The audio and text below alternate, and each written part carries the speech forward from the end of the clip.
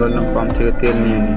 ও হো, পরে পর দিকে তাই এদিকে আমি পেট্রোল মারতেছি, আমি তো সাইকেলের উপরে, সে তেল নিয়ে কী করে থাক নিব না। যাইতেছি আবার চলে যাইতে আসতেছে, কিন্তু আগেও ছিল।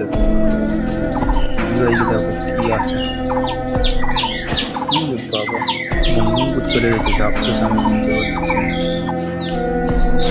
ওরে বাবা, দেখছি আবার শাদি বাড়ির জন্য চেয়ার টেবিল নিয়েছে, তা গেলে হতো, দাওয়াত লাগবে না, ধানের পাশে যাইবো নাকি বন্ধুরা, গিয়ে খেয়ে আসি, অনেক দিন করবো খাই না। তো বলতে বলতে এটা বলতেছে আমাদের গ্রামের রাস্তা, এটা খুব সুন্দর একটা গ্রাম এবং দুই পাশে ধান লাগানো, ঘের আছে, এদিক পটলের চাষ আছে, তারপরে ওইখানে একটা ফুল বাগান, ওর ভিতরে লেবু আছে। এইখানে একদিন বন্ধুর সাথে কুল চুরি করতে আসছিলাম, তো বন্ধু বলছিলাম ওঠ বেড়াতে উঠে কুয়ার ভিতরে গিয়েছে আর পচা ঢুকে তো ছিঁড়ে পড়লো।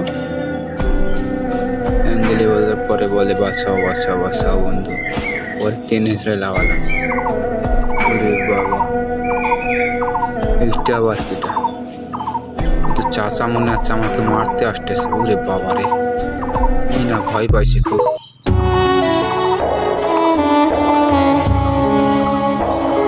বন্ধুরা সবাই ভালো থাকেন, সুস্থ থাকেন, এটাই শুভকামনা করি।